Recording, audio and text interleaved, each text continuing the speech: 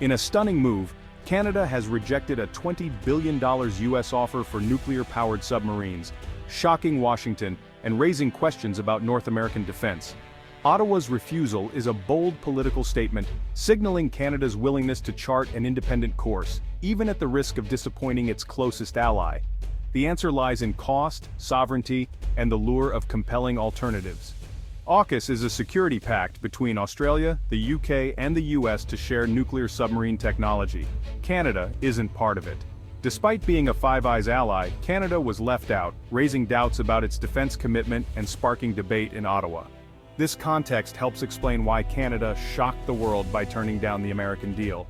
The Trump administration's $20 billion submarine offer was about more than sales. It aimed to lock in North American underwater defense.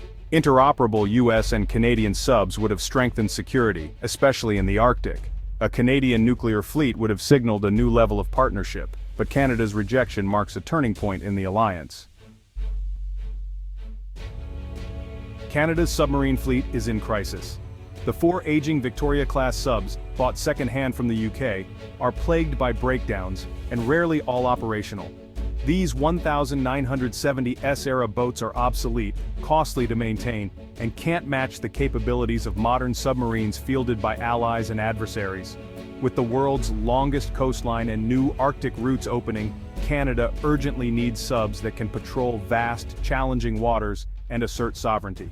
The current fleet's limitations are a national security risk, leaving gaps in Canada's ability to monitor and defend its territory. Submarines are Canada's only covert tool for tracking hostile vessels and protecting its 3-ocean domain.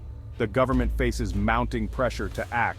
Replacement isn't optional, it's essential. The question is no longer if Canada will buy new subs, but when and from whom. The next fleet will define Canadian naval power for decades. Enter South Korea with a game-changing proposal, up to 12 advanced KSS-3 submarines for $18 billion, including training, tech transfer, and long-term support. The KSS-3 subs feature air-independent propulsion, allowing weeks underwater, nearly matching nuclear endurance without the political baggage. They can launch ballistic or cruise missiles, giving Canada a credible deterrent at a lower cost. South Korea's offer includes building parts and maintenance facilities in Canada, creating jobs and a domestic support industry. Their track record for delivering on time and on budget is a stark contrast to Canada's troubled procurement history. For South Korea, winning this contract would cement its status as a top-tier defense exporter.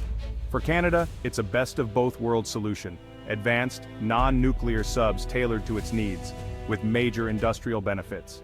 This compelling package tipped the scales, providing a credible alternative to the US deal. Canada's submarine choice is about more than hardware. It's a declaration of national identity and global ambition.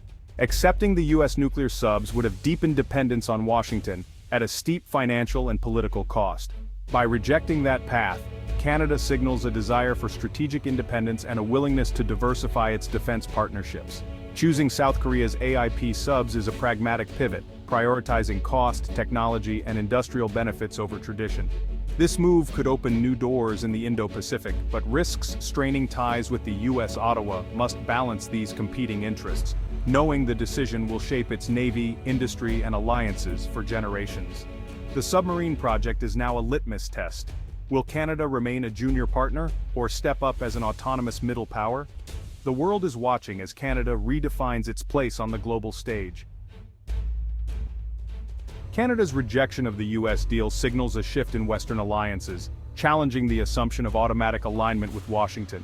Middle powers like Canada are prioritizing their own interests, even if it means diverging from superpower preferences. This move raises questions for NATO and Five Eyes, and could reshape the Western alliance system for years to come. The decision has ignited fierce debate among Canadian defense experts and the public. Supporters hail it as a bold step toward independence, praising the government for resisting US pressure and choosing a solution better suited to Canada's needs. They highlight the industrial benefits and advanced technology of the South Korean subs. Critics, however, warn that rejecting nuclear subs means missing out on unmatched Arctic endurance and could damage Canada's standing with its most important ally. Public opinion is split. Some celebrate the move as a stand for sovereignty and jobs, while others worry about the risks of straining U.S. ties. The controversy has forced Canadians to confront tough questions about their country's identity, priorities, and place in the world. One thing is clear: this submarine decision will shape Canada's future for decades.